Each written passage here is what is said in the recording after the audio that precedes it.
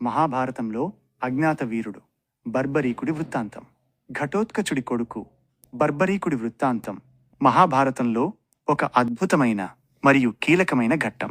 భీముడు మరియు హిడింబిల మనుమడు ఘటోత్కచుడు మరియు మౌర్యుల కుమారుడే ఈ బర్బరీకుడు. పూర్వజన్మలో ఒక యక్షుడైన ఇతను ఒక ప్రత్యేక కారణం వల్ల మనిషిగా జన్మిస్తాడు. చిన్నప్పటి నుంచే అమ్మవారిని ఉపాసించి ఆమె అనుగ్రహంతో 3 అజేయమైన బాణాలను వరంగా పొందుతాడు. అందుకే అతన్ని త్రిబాణధారి అంటారు. కురుక్షేత్ర యుద్ధం ప్రారంభం కాగానే ఆ యుద్ధాన్ని చూడాలని నిశ్చయించుకుంటాడు. వెళ్లే ముందు తన తల్లికి యుద్ధంలో ఎవరు బలహీనులుగా ఉండి ఓడిపోయే స్థితిలో ఉంటారో వారి పక్షాన మాత్రమే నిలబడి వారిని గెలిపిస్తాను అని మాటిచ్చి తన నీలి గుర్రం మరియు 3 బాణాలతో యుద్ధభూమికి బయలుదేరుతాడు. యుద్ధభూమికి చేరుకునే ముందు శ్రీకృష్ణుడు బర్బరీకుణ్ణి కలుసుకుని అతని శక్తిని పరీక్షిస్తాడు. తలుచుకుంటే ఒక్క నిమిషంలో యుద్ధాన్ని ముగించగలనని బర్బరీకుడు చెప్పగా కృష్ణుడు ఒక రావి చెట్టు ఆకులన్నింటినీ తన బాణంతో ఛేదించమని సవాలు విసురుతాడు. బర్బరీకుడు బాణం వదలగానే ఆశ్చర్యకరంగా అది చెట్టుకున్న ప్రతి ఆకును గుర్తించి ఛేదిస్తుంది.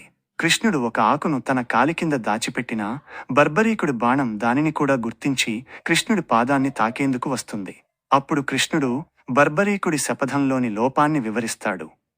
అతను ఎవరి పక్షాన చేరితే వారు బలవంతులవుతారని, అప్పుడు అతను పక్షం మారి అవతలి వారిని చంపాల్సి వస్తుందని, చివరకు అందరూ చనిపోయి అతనొక్కడే మిగులుతాడని బోధిస్తాడు. ఇది ధర్మస్థాపనకు విరుద్ధమని గ్రహించిన బర్బరీకుడు కృష్ణుడి కోరిక మేరకు యుద్ధారంభానికి అవసరమైన మహావీరుడి బలిగా తన తలను సంతోషంగా ఖండించి ఇస్తాడు. కృష్ణుడు ఆ తలను యుద్ధం మొత్తం కనిపించేలా ఒక ఎత్తైన గుట్టపై ఉంచుతాడు. యుద్ధం ముగిశాక విజయం తమదేనని పాండవులు వాదించుకుంటుండగా కృష్ణుడు వారిని బర్బరీకుడి తల దగ్గరకు తీసుకెళ్తాడు.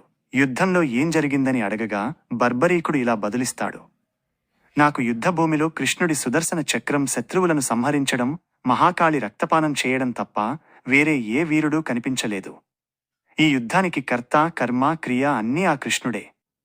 ఈ సత్యం విన్న పాండవుల గర్వం అణగిపోతుంది. బర్బరీకుడు శాప విమోచనం పొందుతాడు.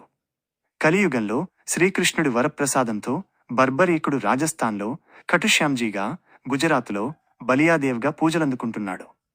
హైదరాబాద్లోని చిక్కడపల్లి, సికింద్రాబాద్లోని మారేడుపల్లి ఈస్ట్ మరియు మహేంద్ర హిల్స్లో కూడా ఖటుశ్యామ్ ఆలయాలు ఉన్నాయి.